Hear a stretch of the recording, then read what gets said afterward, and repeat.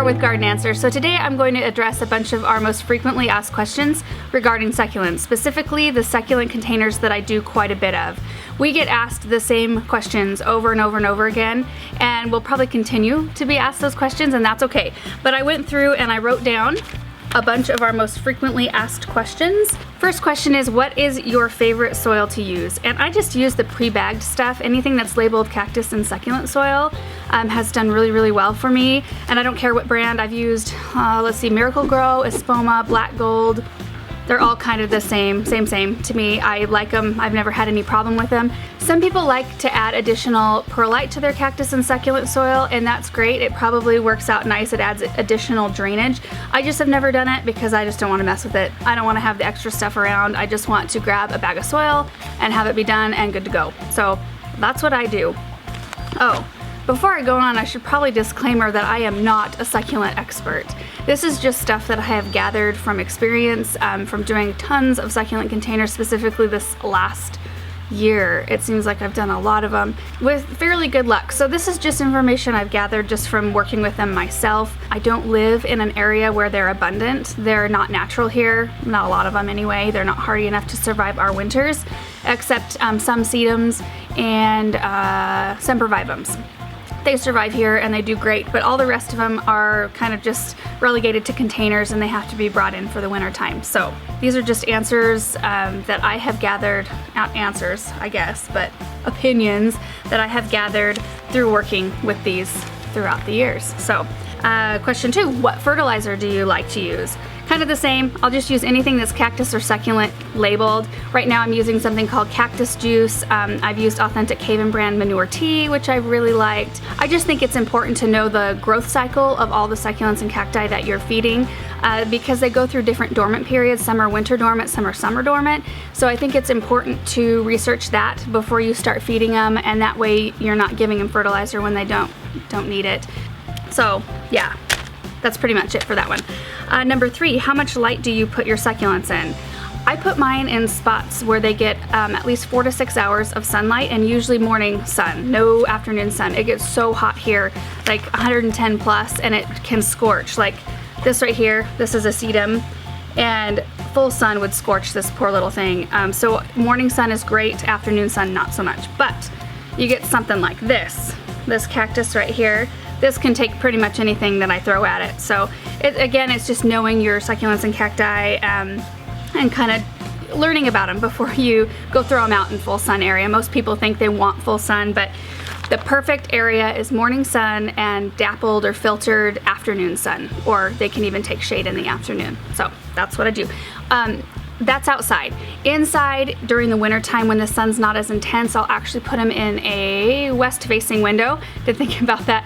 West-facing window where they get the afternoon sun, because it's not as intense. They need that light, and they do really, really well. So I have all of mine. I have one set of west-facing windows, and I have everything clustered right around that window. You can't even get to it, but they do really well in the winter time. In the summer, they wouldn't like it so much. Question number 4, is it okay to mix cacti in with your succulents? Yeah, I don't see why that's a problem at all. Some people get kind of, I don't know, nervous about it because cacti and succulents grow at different rates. I think it's just knowing that and kind of designing around that. So if you've got a little barrel cactus that you're putting in with all these big beautiful succulents, put it toward the edge so that you know that your succulents can grow and fill in, and then you'll still be able to see your little cactus in the front there. And some people too will kind of mound up, like if they're pot level, they'll mound the soil up and kind of plant their cactus a little bit higher. I've not done that, haven't seen a need for it. I just make sure that the design as a whole can handle the different growth rates of the succulents. So I think it's fine. Really, they can take the same kind of light and do really well. Watering, cactus don't usually require quite as much water as soft succulents, and that's where this thing comes in really, really handy. It makes it so nice. So if you've got your cactus and succulents mixed together, you can easily direct the water right toward your succulents and kind of keep it away from your cactus root balls. Of course, it won't 100% keep the water away, but it helps out a lot, and that way you can kind of monitor where the water is going. Also the amount of water. Question number 5, how many plants can you put in a container? Will they survive if they're packed in so tight? I get that question a lot. People think that when I put so many succulents and cacti in together that they're just gonna overcrowd each other like in a week and start to look unhealthy. And they don't. They can stay packed in closely for a long time. What I do to kind of keep it in check is I will take cuttings off the succulents and then propagate them somewhere else, and then like if I've got aloes or agaves, I'll harvest the pups that they push and repot those. Really, that kind of keeps everything in check. I also won't fertilize quite as much as I normally would if they were by themselves in a larger area.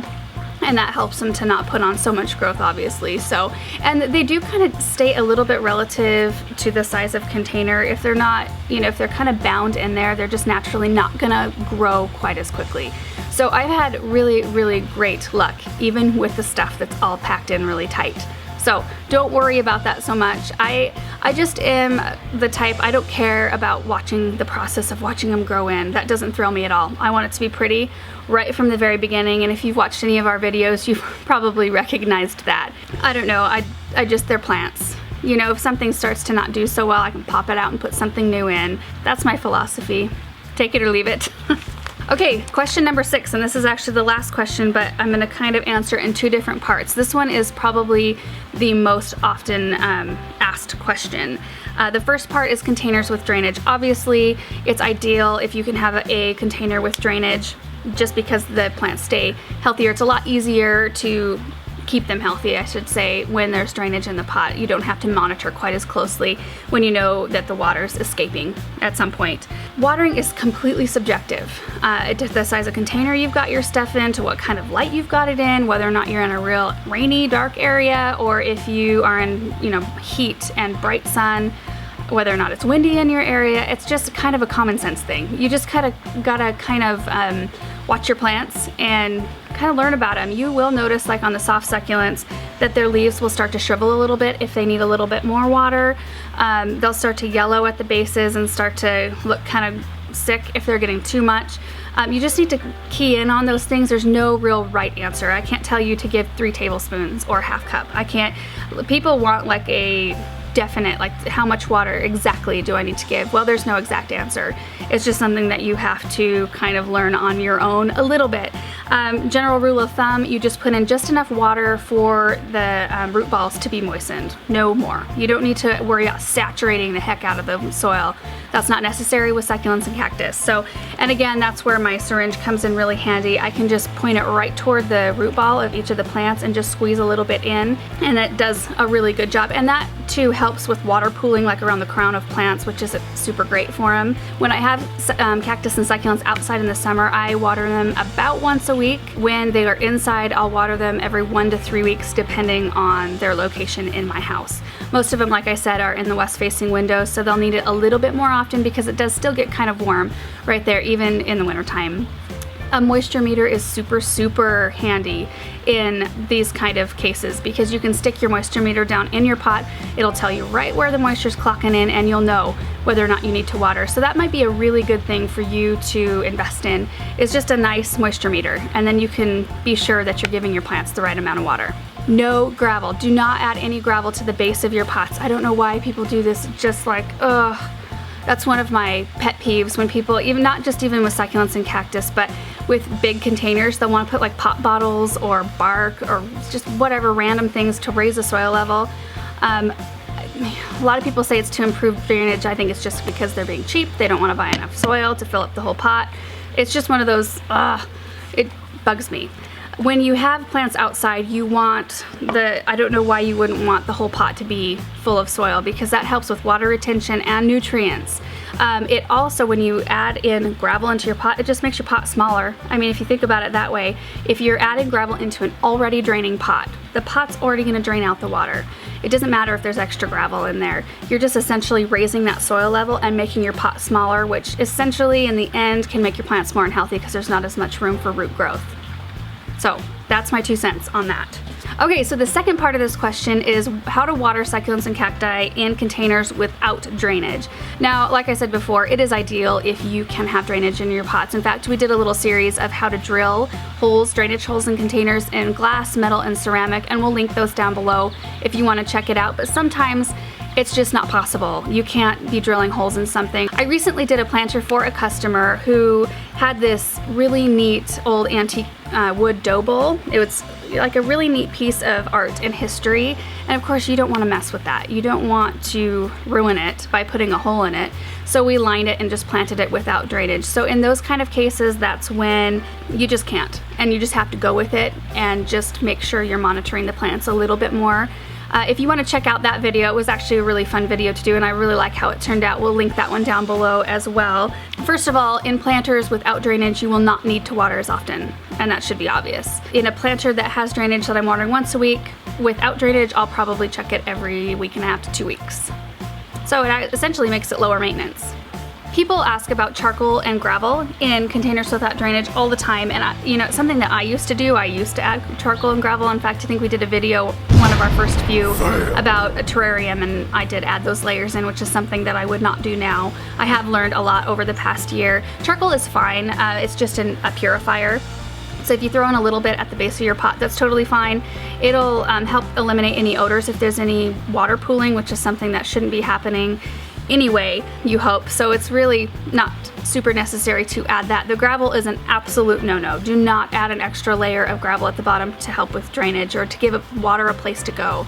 The problem is you cannot see how much water is pooling down there, and eventually you might have yourself a little pond down at the bottom of your pot and you don't know it because you cannot see it. So it's just a good idea to put a well-draining soil, just fill it up and just water it only when dry. And this is when a moisture meter comes in handy again. You can stick it down in there, you'll know exactly what the water level is at, and you're good to go. When you add gravel in, again, it makes your soil level higher, makes the pot smaller, and your soil, it won't drain extra water until it's completely saturated. So your soil is going to gather up all that moisture, and it's natural for the water to settle just at the base of the soil before it starts to drain. So you've just moved that level from the bottom of the pot up closer to the root ball. So that's not great. It can lead to root tip rot and just unhealthy plants and disease and all that kind of stuff. You just don't want to do that. There's actually a really helpful link. Can't remember who wrote it, but we'll put the link down below, and it talks all about how putting gravel in the bottom of a pot is a total myth, and it's something that you shouldn't be doing. It helped me out quite a bit. It explained a lot to me.